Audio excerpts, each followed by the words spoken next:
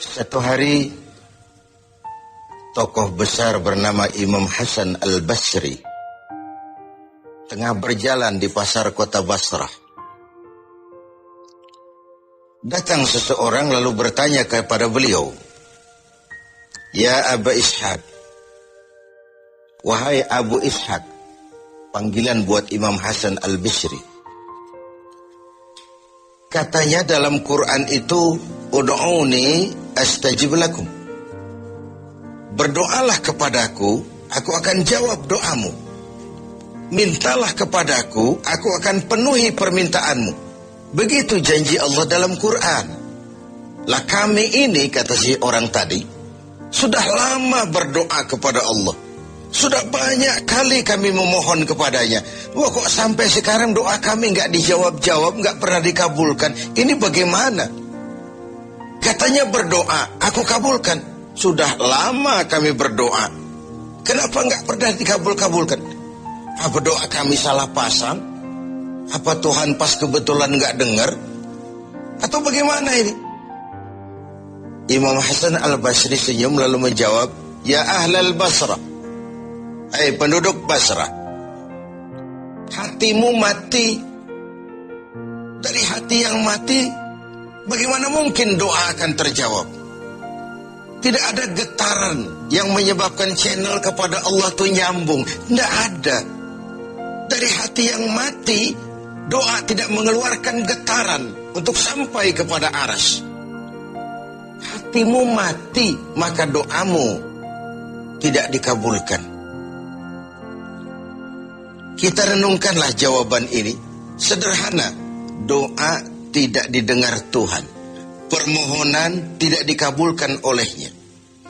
Tapi kalau kita mau menukik kepada renungan yang lebih jauh, kemalangan apa yang lebih besar? Selain daripada kalau Allah sudah berpaling kepada kita dalam hidup ini. Permohonan tidak didengar, doa tidak dikabulkan, Allah sudah masa bodoh dengan kita. Kemana lagi langit tempat kita bernaung? Kemana lagi bumi tempat kita berpijak? Kalau Allah sudah berpaling dalam hidup ini kepada kita, itulah kemalangan yang paling besar dalam hidup ini. Sementara kita berleha-leha, menurut kita kemalangan itu kehilangan jabatan. Kemalangan itu kehilangan harta benda. Kemalangan itu adalah kehilangan orang yang kita sayangi. Allah berpaling dalam hidup kita, tidak pernah kita melakukan evaluasi. Nah, apa yang menyebabkan hati itu jadi mati? Sehingga tidak ada getaran yang nyambung ke aras, yang mengakibatkan Tuhan berpaling dari kita. Doa tidak lagi didengar, permohonan tidak lagi dikabulkan. Ada beberapa hal yang menyebabkan hati jadi mati, sehingga doa tidak terangkat. Imam Hasan Al-Basri menjelaskan beberapa faktor yang menyebabkan hati menjadi mati. Tidak ada lagi getaran yang mengantarkan doa ke aras, sehingga Tuhan pun berpaling. Yang pertama kata beliau, "Araftumullaha wa lam tu'tuhu haqqah." Kamu kenal Allah, tapi haknya untuk disembah, kewajibanmu untuk menyembah, tidak pernah kamu laksanakan. Bagaimana hati tidak jadi mati? Kenal. Siapa pencipta alam semesta? Allah. Siapa pencipta lautan, gunung, sungai? Allah. Siapa pencipta langit dan bumi? Allah. Siapa pengatur segala-galanya? Allah. Salat apa tidak? Tergantung kebutuhan. Kamu kenal Allah, tapi haknya untuk disembah, kewajibanmu untuk menyembah, tidak pernah kamu laksanakan. Bukankah simpel bahwa Fatihah saja mengajarkan iyyaka na'budu wa iyyaka nasta'in? Hanya kepadamu kami menyembah dan hanya kepadamu kami mohon pertolongan. Tertibul kalimat, na'budu dulu baru nasta'in. Kalau na'budu terlaksana, nasta'innya pasti tokcer. Hanya kepadamu kami menyembah, hanya kepadamu kami mohon pertolongan. Kalau ibadah beres, pertolongan pasti datang. Doa didengar, permohonan dikabulkan, munajat pun diterima. Kenapa? Nak budunya beres, maka nasta'innya nikmat. Tidak diajarkan kita iyyaka nasta'in wa iyyaka na'budu, tapi na'budu dulu, baru kemudian nasta'in. Kalau hati tidak mau mati, janganlah pengenalan kita kepada Allah tidak diiringi dengan pendekatan kita kepadanya.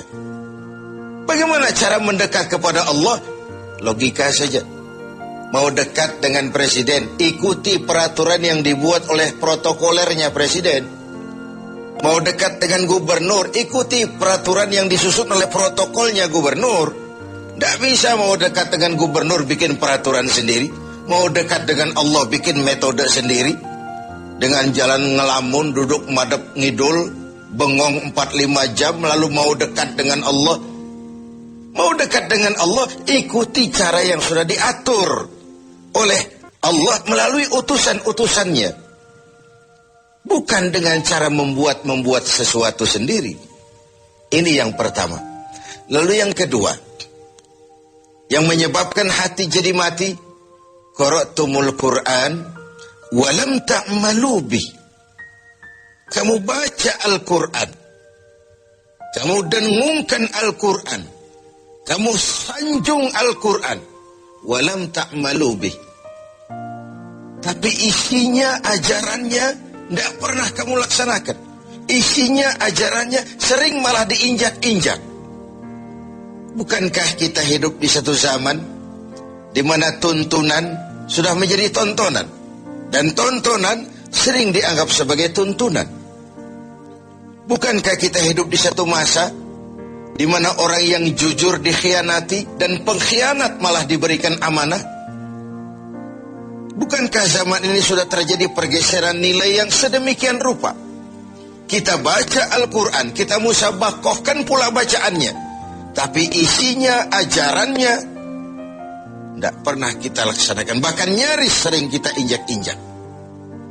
Hati jadi mati. Sama dengan kalau kita dikirimi surat oleh seseorang yang sangat kita kagumi. Kita baca surat itu siang malam. Kita ceritakan kepada orang, saya dikirimi surat oleh orang yang sangat saya kagumi.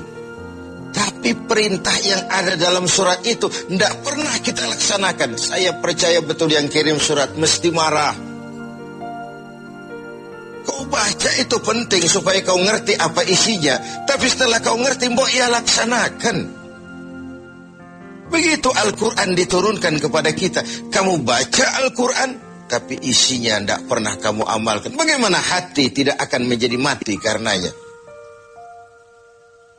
Pemirsa TV 7 yang berbahagia. Yang ketiga, penyebab hati itu menjadi mati, akaltum ni'mata rabbikum walam tashkurulah. Kamu makan nikmat Tuhanmu, tapi tidak pernah kamu bersyukur kepadanya. Ikan Tuhan di laut itu tiap hari diciduki, tapi Tuhannya diabaikan. Tidak pernah sesaat pun dalam hidup ini nikmat Allah pernah berhenti. Sejak kita bangun tidur sampai kita tidur kembali, bahkan tidur itu sendiri.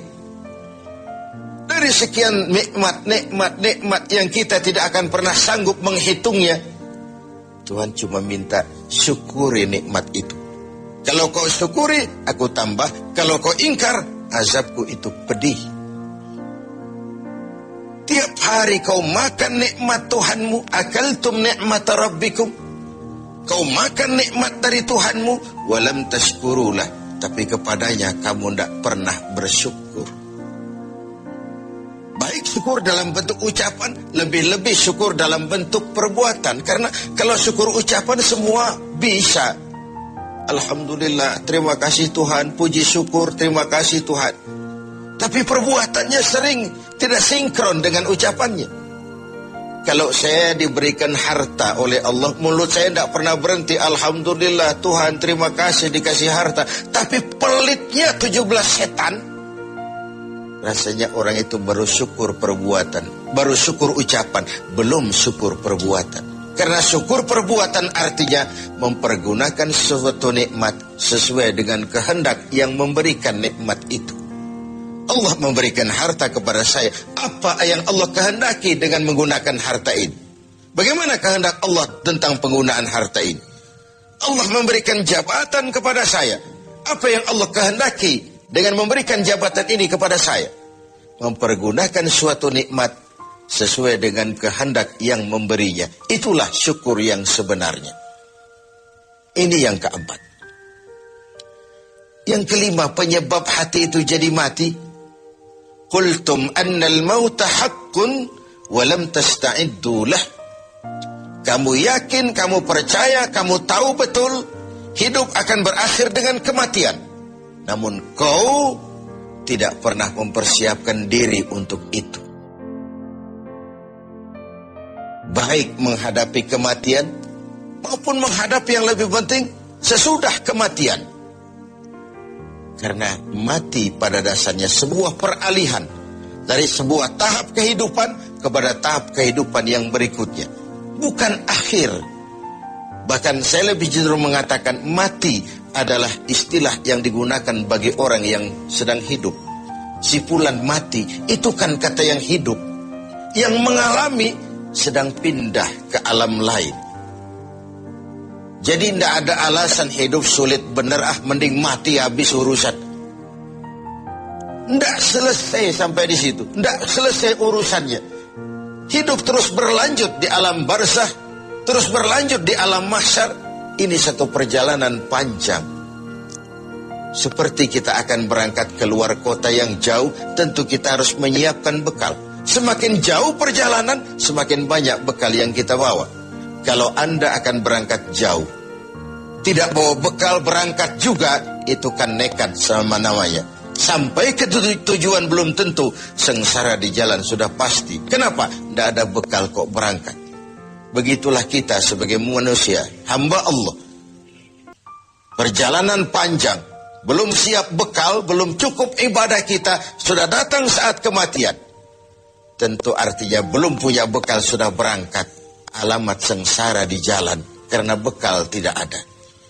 Inilah Ramadan di mana kita antara lain menyiapkan bekal-bekal untuk menghadapi hidup sesudah kehidupan yang